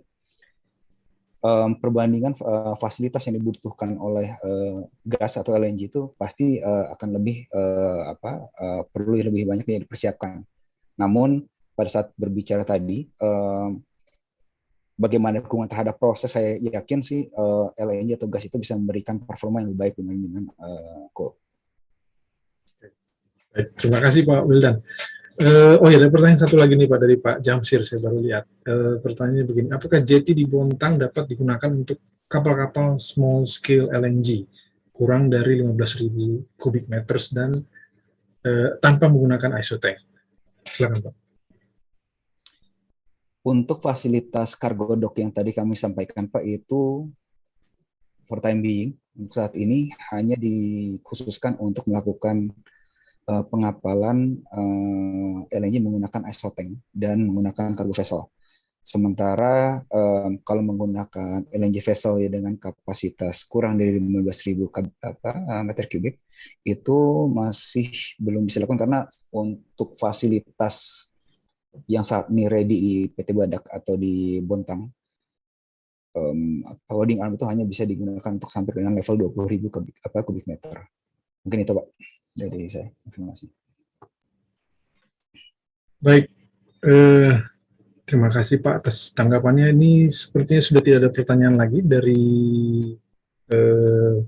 yang masuk ke question and answer. Mungkin saya bisa buka sesi untuk raise hand apabila masih ada peserta yang ingin bertanya secara langsung. Apakah ada yang bertanya secara langsung? Saya berikan kesempatan. Sebentar, apakah ada? Oke, I think. Baik. Apakah ada yang ingin raise hand, bertanya langsung kepada Pak Wildan, silakan. Kita masih ada waktu sekitar 2 menit lagi. Baik, sepertinya sudah tidak ada lagi pertanyaan yang masuk. Terima kasih banyak semuanya, Bapak Ibu, peserta, dan juga semua pembicara dari Pak Kuncoro, Pak Eman, Pak Dani, dan juga Pak Wildan. Terima kasih banyak sudah hadir, berkenan memberikan waktunya di webinar hari ini. Seperti yang tadi kita harapkan, semua program di masing-masing Bapak Ibu bisa berjalan dengan baik, terutama dalam pengembangan smelters di Indonesia, ya bisa semakin bertambah lagi dan memberikan nilai tambah juga untuk ekonomi kita secara khususnya. Terima kasih Bapak Ibu. Kami dari Petromindo akan menutup webinar kita hari ini. Bapak Ibu bisa melihat event-event kami selanjutnya di website petromindo.com, dan juga informasi berita menarik tentang seputar sektor energi, migas, dan juga pertambangan, dan juga renewables, juga termasuk electricity generation juga tersedia di Petromindo. Dengan ini saya akhiri webinar kita. Terima kasih Bapak Ibu sekalian. Sampai berjumpa di webinar kita selanjutnya. Dengan ini saya tutup. Wabillahi taufiq wal hidayah. Wassalamualaikum warahmatullahi wabarakatuh. Waalaikumsalam. Terima kasih, Pak Terima Riko. kasih Pak Riko. Terima kasih.